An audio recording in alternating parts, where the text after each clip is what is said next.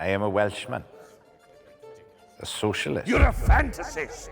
And you find me impossible. You cannot be trusted. Yet it is a quality I appear to share with every other health minister you've ever met.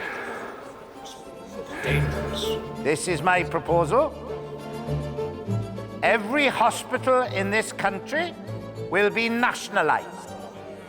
I will build more hospitals, better hospitals, where there is need rather than where there is money. You want the doctors to be servants of the state? You create the greatest healthcare crisis in the history of the country. Every doctor will work for this service. The National Health Service will start in 30 days on July 5th, 1948.